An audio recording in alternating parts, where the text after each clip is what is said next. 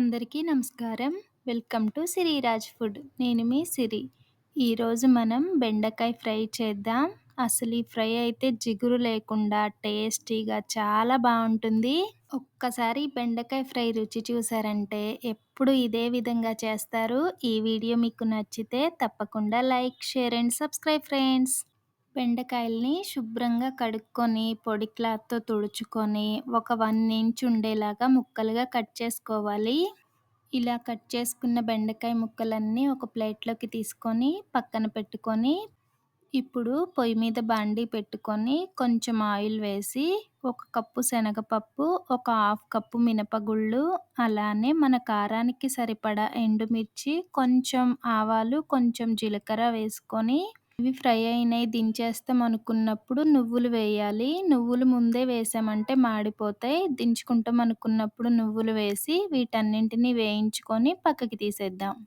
మళ్ళీ అదే బాండీలో ఇంకొంచెం కూరకి సరిపడా ఆయిల్ వేసుకొని మనం కొంచెం పెద్దగా కట్ చేసుకున్న ఉల్లిగడ్డ ముక్కలు అవి వేగక ముందే బెండకాయ ముక్కలు కూడా వేసేయాలి. గ్యాస్ మీడియం ఫ్లేమ్‌లో పెట్టుకొని వీటిని బాగా కలిపేసి ఇవి కొంచెం మగ్గిన తరువాతే ఉప్పు, పసుపు వేయాలి. ఈలోపు మనం ఒక మిక్సీ జార్ తీసుకొని అందులో మనం కారానికి సరిపడా ఎండుమిర్చి ఫ్రై చేసుకున్నాం కదా! ఆ ఎండుమిర్చి, మనం ఫ్రై చేసిన పప్పులు అన్నీ వేసి మెత్తగా మిక్సీ పట్టుకుందాం. కొంచెం వెల్లుల్లి కూడా వేయడం వలన ఫ్లేవర్ బావుంటుంది. వెల్లుల్లి కూడా వేసి మిక్సీ పట్టేసుకుందాం. ఈ మాత్రం పొడైన తరువాత దీన్ని పక్కన పెట్టేసి, ఇప్పుడు మనం ఫ్రై చేసుకుంటున్న బెండకాయ ముక్కల్లో కొంచెం పసుపు, అలానే రుచికి సరిపడా ఉప్పు వేసి వీటిని మంచిగా ఫ్రై చేసుకోవాలి. ఉప్పు ఎప్పుడైనా బెండకాయ ముక్కలు కొంచెం ఫ్రై అయిన తర్వాతే వేయాలి. అప్పుడే ఎక్కువ జిగురు రాకుండా ఉంటుంది. ముందే వేసేసామంటే సాఫ్ట్‌గా అయిపోయి జిగురు ఎక్కువగా వస్తుంది. ఇలా కొంచెం ఫ్రై అయిన తర్వాత ఇప్పుడు మనం ఒక కప్పు తీసుకొని అందులో ఒక స్పూన్ శనగపిండి, అలానే కొంచెం వాటరు వేసి ఉండలు లేకుండా కలుపుకొని పక్కన పెట్టేద్దాం. బెండకాయ ముక్కలు ఇలా జిగురు లేకుండా ఫ్రై అవుతున్నాయి అనుకున్నప్పుడు మనం ముందు కలిపి పెట్టుకున్న శనగపిండి మిశ్రమం ఉంది కదా! అది కూడా వేసి మంచిగా కలుపుకోవాలి. శనగపిండి వేయడం వలన బెండకాయ ఫ్రై టేస్ట్ చాలా బావుంటుంది. ఈ బెండకాయ ఫ్రైని మనం చాలా కొత్తగా ప్రిపేర్ చేస్తున్నాం. టేస్ట్ అయితే నెక్స్ట్ లెవెల్ ఉంటది. ఇలా మనం వేసిన శనగపిండి కూడా మంచిగా ఫ్రై అయిపోయిన తర్వాత, ఇందులో నేను విడిగా కారమేమీ యాడ్ చేయలేదు. మనం ముందు ఫ్రై చేసుకున్న ఎండుమిర్చి కారమే సరిపోతుంది. మనం ముందు మిక్సీ పట్టుకున్న ఈ పొడిని ఇందులో వేసేసి ముక్కలు చెదరకుండా మంచిగా కలుపుకోవాలి. ఒక 2, 3 మినిట్స్ ఈ ముక్కలని కారప్పొడిలో ఫ్రై చేశామంటే మసాలా అంతా బెండకాయ ముక్కలకు పట్టి టేస్ట్ అయితే అస్సలు చాలా చాలా బావుంటది. బెండకాయ అంటే ఇష్టం లేదు, తినము అనేవాళ్ళు కూడా ఇంకొంచెం ఉందా అని అడగాల్సిందే. ఈ బెండకాయ ఫ్రై టేస్ట్ అయితే అంత బావుంటుంది. ఇందులో మనం స్పెషల్‌గా కారప్పొడి తయారు చేసి వేసాం. అలానే శనగపిండి వేసాం. అన్ని టేస్టులు సూపర్ హిట్. ఒక 2, 3 మినిట్స్ ఫ్రై చేసుకున్న తర్వాత మన బెండకాయ ఫ్రై అయితే రెడీ. అసలు ఈ బెండకాయ ఫ్రైని చపాతీతోటైనా, వైట్ రైస్‌తో అయినా, లేకపోతే పప్పు, సాంబార్ చేస్తాం కదా! అలా చేసినప్పుడైనా ఈ బెండకాయ ఫ్రై ఒక్కసారి ట్రై చేసి చూడండి. టేస్ట్ అయితే సూపరో సూపరు. ఈ వీడియో మీకు నచ్చితే తప్పకుండా లైక్ చేయండి, షేర్ చేయండి, సబ్స్క్రైబ్ చేయండి. రేపు ఇంకో మంచి వీడియోతో మళ్ళీ కలుసుకుందాం. Bye bye friends. అందరికీ నమస్కారం. Welcome to Siriraj food. నేను మీ సిరి. ఈరోజు మన సిరిరాజ్ ఫుడ్‌లో టేస్టీగా గోరు చిక్కుడుకాయ ఫ్రైని కొబ్బరి, పల్లీలతో చేద్దాం. టేస్ట్ అయితే అసలు నెక్స్ట్ లెవెల్ ఉంటది. సాంబార్‌తో అయినా, పప్పుతో అయినా సైడ్ డిష్‌గా పెట్టుకున్నామంటే అసలంతా ఇష్టంగా తినేస్తారు. ఈ వీడియో మీకు నచ్చితే తప్పకుండా లైక్ చేయండి, షేర్ చేయండి, సబ్స్క్రైబ్ చేయండి. నేనైతే ఒక హాఫ్ కిలో గోరుచిక్కుడుకాయల్ని ఒక 1 ఇంచ్ కంటే కొంచెం తక్కువ ఉండేలాగా ముక్కలుగా కట్ చేశా. ఇప్పుడు గ్యాస్ పైన బాండీ పెట్టుకొని కూరకి సరిపడా ఆయిల్ వేసుకొని మనం కట్ చేసుకున్న గోరుచిక్కుడుకాయ ముక్కలున్నాయి కదా!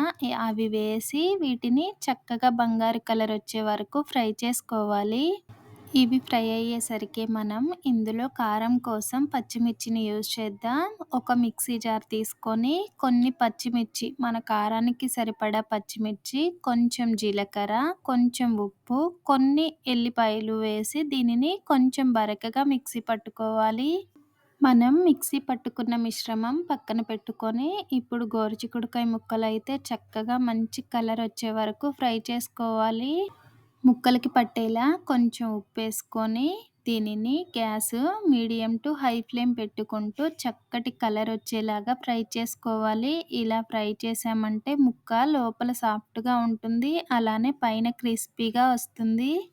గోరుచిక్కుడు ముక్కలైతే ఆల్మోస్ట్ ఫ్రై అయిపోయినాయి కదా! ఇలా ఫ్రై అయిన తర్వాత ఒక ప్లేట్‌లోకి పక్కకి తీసేసుకుందాం.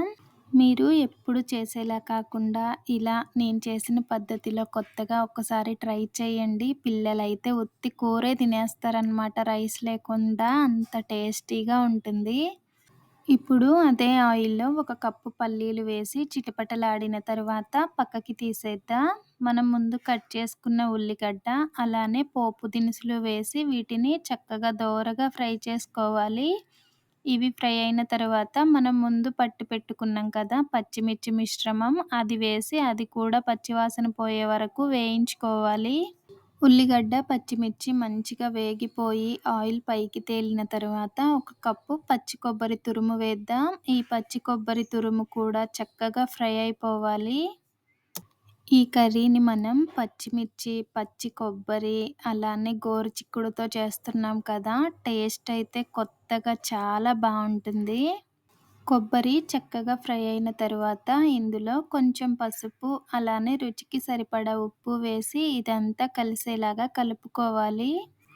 ఇదంతా మంచిగా కలిసిపోయి పచ్చివాసన పోయిన తర్వాత కొంచెం కరివేపాకేసి అది కూడా కలుపుకొని, మనం ముందు ఫ్రై చేసి పెట్టుకున్న గోరుచిక్కుడుకాయ ముక్కలున్నాయి కదా! అవి వేసి కూరంతా మంచిగా కలిసేలాగా కలుపుకోవాలి. గ్యాస్ మీడియం ఫ్లేమ్‌లో పెట్టుకొని ఈ కూరంతా ఒక్క 5 మినిట్స్ మంచిగా కలిసేలాగా కలుపుతూ ఫ్రై చేసుకోవాలి. ఇదంతా మంచిగా ఫ్రై అయిన తరువాత మనం ముందు వేయించి పెట్టుకున్న పల్లీలున్నాయి కదా! అవి కూడా వేసి చక్కగా కలుపుకోవాలి. ఇలా కూరంతా కలిపేసిన తర్వాత ఉప్పు సరిపోయిందా లేదా అడ్జస్ట్ చేసుకొని, చక్కగా సాంబార్‌తో గానీ, పప్పుతో గానీ సైడ్ డిష్‌గా పెట్టుకొని తింటే టేస్ట్ అయితే అస్సలు సూపర్ ఉంటుంది. ఈ కూరని ఫ్రిడ్జ్‌లో పెట్టకుండా బయటుంచినా కానీ 5, 6 డేస్ వరకు అసలు పాడవదు. టేస్ట్ కూడా మారదనమాట. గోరుచిక్కుడు ఫ్రైని మంచిగా కొత్తగా వెరైటీగా ట్రై చేశాం. టేస్ట్ అయితే అసలు నెక్స్ట్ లెవెల్ ఉంది. ఒక్కసారి ట్రై చేయండి. పిల్లలు, పెద్దలు చాలా ఇష్టంగా తింటారు. ఈ వీడియో మీకెలా అనిపించిందో కామెంట్ చేయండి. ఈ వీడియో మీకు నచ్చితే తప్పకుండా లైక్ చేయండి, షేర్ చేయండి, సబ్స్క్రైబ్ చేయండి. రేపు ఇంకో మంచి వీడియోతో మళ్ళీ కలుసుకుందాం. Bye bye friends.